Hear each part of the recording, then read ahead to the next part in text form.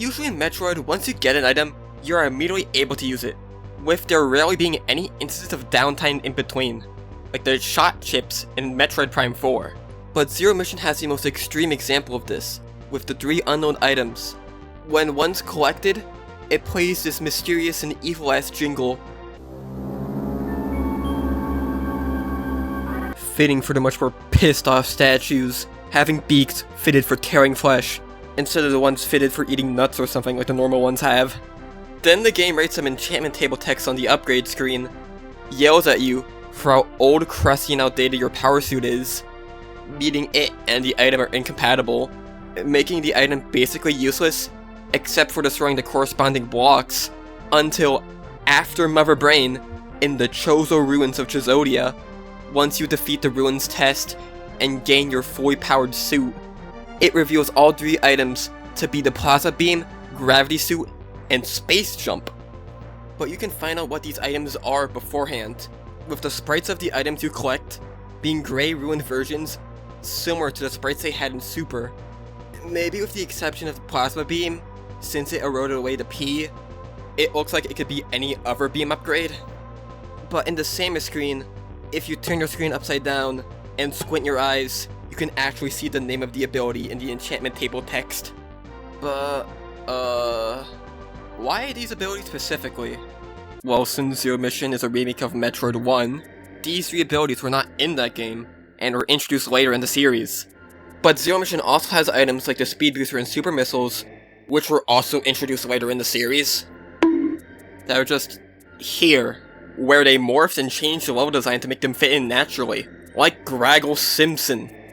Interestingly, in Super Metroid, these items were in the Wreck Ship and Meridia, which are the areas of Zebes, not in Zero Mission, but also the Spring Ball is in Meridia, and if we had to do that whole song and dance to get the ability to jump in ball mode, I would have shot myself. And by the way, women are all the same. So good thing it's kind of stitched it on to the high jump boots. But the word on the block is that these 3 items were chosen to be a reference to the first Kid Icarus game. Now, there's no official statement from like Sakamoto or somebody saying, yeah, Kid Icarus reference in the video game. But in Kid Icarus, there are the 3 sacred treasures.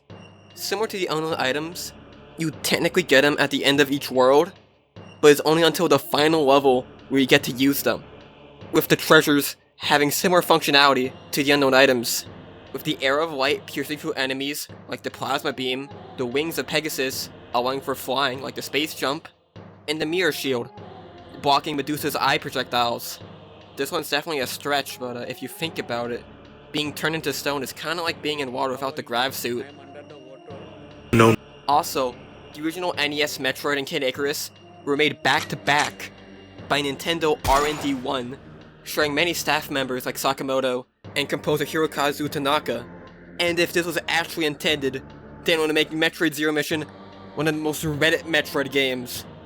Alright, Spider-Cuck, cool job reading the wiki, but tell me, what do you think? I'm pretty mixed on them. Also, what did you just call me? I do like that they make the moment when you get your power suit back even more hype. Instead of just getting you back to where you were, you're now stronger than ever before, which I feel outweighs the initial disappointment when you first find them, but that gets softened considering how, like, 2 rooms from the unknown item, there's an actual item that you can use right away, except for the gravity suit, which is right next to Ridley, which unlocks Torian. But it's not as effective if you already know what these items are from past games. If you recognize the sprite, you might just go, why can't I not have the gravity suit right now? Or if you don't recognize them by their item sprites, which is fair, when it comes time to reveal them in Chizodia, you might expect them to be something new. You'd just be disappointed, oh, it's these 3. Okay.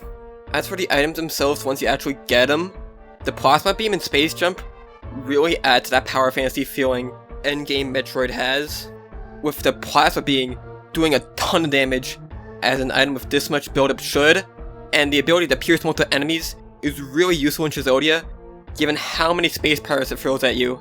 The Space Jump allows Samus to fly, which is useful in Chizodia since that area has more long shafts and bigger rooms compared to the rest of the game. Also this laser Flappy Bird E-Tank that I prefer the Shine Spark to get. The more interesting role it plays is back in Zebes, where it makes a ton of the puzzles way easier. For example, this super missile in Norfair, where you have to freeze this flying enemy to make them a platform you jump off of to reach the missiles. You can see how the ability to fly would make that easier, right? It would make this interesting dichotomy, since Zero Mission incentivizes you to speedrun 100% for different ending screens. Since coming back to mainland Zebes from Chizodia takes up a lot of time, it would be best for you to do the harder version of the puzzle before you get the space jump. So the space jump will act as like training wheels at the game going, oh, I'll give you the item now, but if you want to beat the game faster, you have to do it the hard way. But this gets extremely hampered by the fact, in order to 100%, you have to come back to Zebes anyway from Chizodia. But there is still routing you could do, like how Ridley's Lair is the one area you can 100% before Chizodia, so it would be best to collect everything there on your first go around. The gravity suit is also here. It makes you take less damage from enemies, but it doesn't feel as strong as per se the plasma beam does for damage, or the space jump does for mobility. The space parrots are still pretty threatening. Their damage can add up very quickly, and allows you to run in water, acid, and lava, except for the screen acid, which only appears in Mother Brain's room after it gets destroyed. Sure. A weird thing about how Chizodia is designed is that there's 0 rooms of water or acid in them before you get the suit, which is unlike other Metroid games, where there's usually like some amount of water right before you get the gravity suit, so you really feel the difference the gravity suit makes, unshackling yourself from the chains of water, I guess. But since the only water or acid in Chizodia comes after you get the suit, and there's like 5 rooms in Zebes with water or acid that isn't like ankle deep, so it makes it hard to feel like you are unshackled, because you were barely shackled in the first place. Is like the main reason why they didn't put water before you get the gravity suit in Chizodia, is because they didn't think stealth underwater would be that fun. That didn't stop Dread though. Makes the gravity suit in this game really forgettable and like an afterthought, even more than the other 2 items. Like the only thing the gravity suit does in this game is contribute to the endgame item hunt needed for 100%.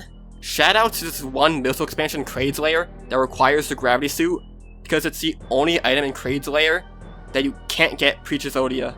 I'm shouting it out so we can throw chairs at it. Which, speaking of, this contributing to the endgame item hunt is definitely my biggest problem with the unknown items. I don't know if this is a common opinion or not. I don't like how this last minute item hunt right before the final boss affects 100%. Like, I know it's not that big of a deal for most players, and I know the common argument is that 100%ing is like the ultimate optional challenge, and you can just not do it. But like 2D Metroids, and especially Zero Mission, are very fast and smoothly paced. Like comes down to throat like a glass of water, and I find it a shame that 100% isn't like that. It feels like it has this weird awkward clump at the end that feels kinda hard to swallow. Like I don't understand the reason why you can't just get everything when you're in Zebes the first time, when you know, you're naturally exploring the area, instead of during an extremely linear area that's very much building up to something, having to awkwardly just kinda pause it to 100%? To what? Give the gravity suit a purpose? To gain power bombs? It doesn't even hurt the final boss. I don't care. This probably isn't something most people think as a problem, until you see like a game like Super Metroid, which doesn't have this, where the final like main pickup is the screw attack, like the opposite end of the map from Torian, and not in the final area, like 2 rooms from the final boss.